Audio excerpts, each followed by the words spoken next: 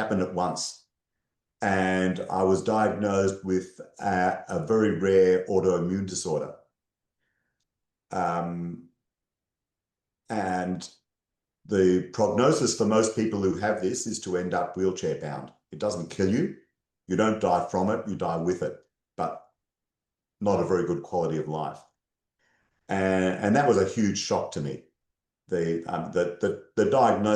diagnostic process itself was quite challenging because it's difficult to diagnose, and one of the differentials is very insidious. The diagnostic process was painful, but it was a huge shock to the system because I had all of this going on and I had all this in my head. Wow, I'm going to have a fantastic future. And suddenly I was confronted with this, and the treatment for this was very unpleasant, and I had side effects from it, and it really took everything out of me. Every time I had treatment, I would get terrible headaches, and I was just unable to do anything. And even the treatment was infusions, and I hated needles, and I'm sitting there in a hospital ward full of other people for several hours with a needle in me, and just feeling sorry for myself and watching TV to occupy myself. But it was a pretty dark time in my life, and it's a whole story how I sort of got through it. But it's one of these conditions that Western medicine does not is not very helpful. When your doctor says to you, "We don't know what causes this. There's no known cure. Here's the frontline treatment. It works until it stops working. After that, we consider some other treatments that have some serious side effects as well." And I had side effects to the frontline treatment. And I'm thinking, fuck. I don't know what your policy is on language here, but I'll say it anyway. Curse as much as you want. Thank you. This is what my life is going to look like. I had dreams of, and I felt pretty sorry for myself for a long time. And I sort of felt, well, I realized that I couldn't be doing everything that I wanted to do, certainly not all at once. And I started, well, I had to do less. I couldn't work the long hours that I used to work. That was one thing I learned fairly quickly. But then I built a sort of mental model that I published some years later around time and purpose. What should I do? I thought I would continue to be very active in operating business and be able to do all these things at once, and I couldn't. So I started consolidating a little bit, making some changes in some of the businesses. I got out of a couple of the businesses. One of the business failed. The other business, one of the partnerships failed, which was also a big disaster from day one, actually. And the other businesses I was able to sell out to the partners, and that was okay. But made some changes in the business. But when I look back at that, I think it took me 10 years to fully recover. So to physically recover to the point where I could be productive again and positive, that took probably 2-3 years. But it left me in the doldrums for, I think, a total of something like 10 years before I started turning around. My main business was flat for a number of years. And then we started turning things around and going into a growth cycle again. And then I started getting involved in some of the work I'm doing now.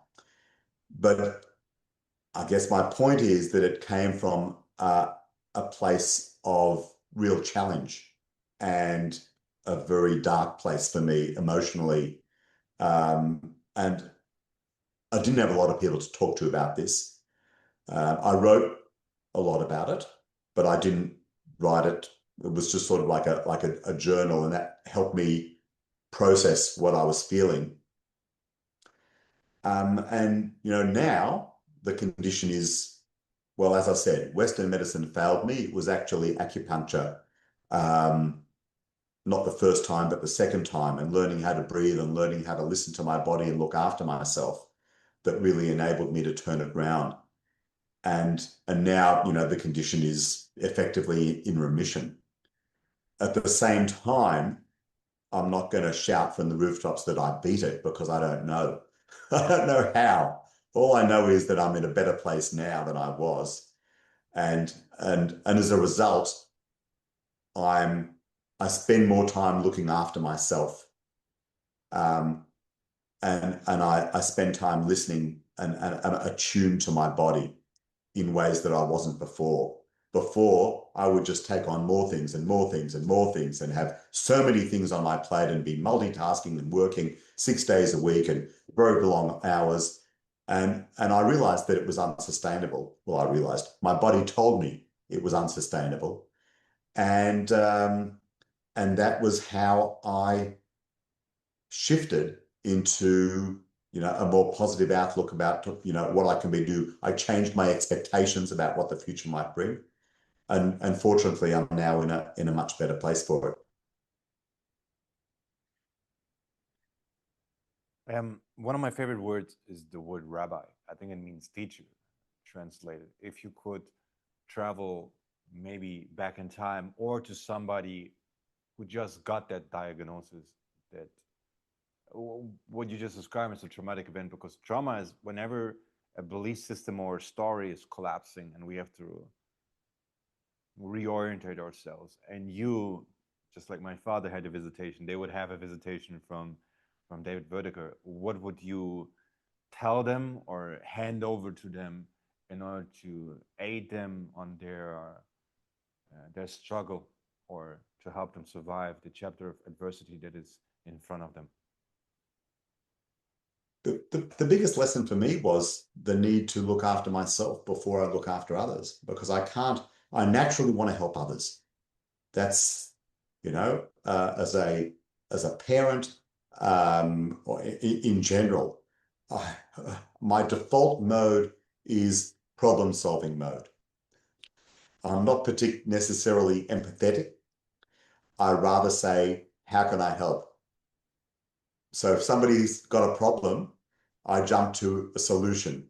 What is the solution? Um, so, um, but my ability to do that is only as good as my ability to. I can only help others if I'm in a good shape myself. So I say to people, look after yourself, number one. If you don't look after yourself, you won't be in a position to look after others.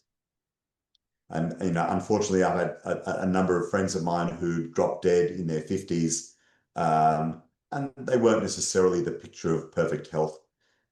So I'm very focused on the need to maintain good, health and well-being, both physical and emotional well-being, to make sure that you can be there for a long time, hopefully, that you can't control, but also to be able to be there for others.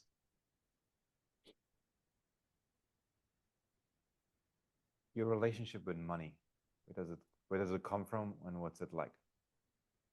It's complicated. I grew up spoiled. I grew up having everything I need. I didn't necessarily learn from a young age to be resilient. Um, some people, I grew up knowing that we were wealthy, knowing that at some point in the future I would inherit. Um, so I haven't yet fully understood my relationship with money. I'm ambitious. I don't like to spend a lot. I like to spend well. And I like to invest and think long term. Um, but I do, my parents never taught me. I shouldn't necessarily, well, I could put it on them if I wanted. My parents didn't necessarily teach me to be, to be good with money, or to or to be to work. Oh, gee, I don't know how to put it. But I like to give my kids a better money education than I got. Maybe that's the way to put it. I don't think I got a good. And here's the thing, my siblings, they grew up in a family that was becoming wealthy. I grew up in a family that already was wealthy, and that's a function of difference in age between children and the way the family was evolving. So I think I've got a different money story to my older siblings. Um, you know, you might call me entitled. I don't know what entitled. Entitled is a pretty um, unpleasant word used to describe people or nepo babies. Um, but I was determined to achieve what I could on my own. Nevertheless, I was very fortunate to have parents who were there as a safety net and there to help me when I needed it. So I was never thrown in the deep end and say, just work it out for yourself. I don't know if that's a good idea anyway, to do that to a child when the family has the capacity to help. Um, but if they'd done that, maybe I would have taken a different path. Maybe I would have given up on my business at some stage when it wasn't doing well and just got a job. Um, so I'm very fortunate that my parents were there for me to support what I was doing financially and to make sure that it didn't all fall in a heap. They say some businesses that some people say any business will survive if it survives long enough. If it can stay open. A lot of businesses will just run out of cash, run out of oxygen, and then just have to close down. But if they can stay around long enough, they will eventually succeed. And uh, my business might have a little bit of that. I was able to keep going through a mix of my personal determination and help from the family to keep things going until it eventually succeeded.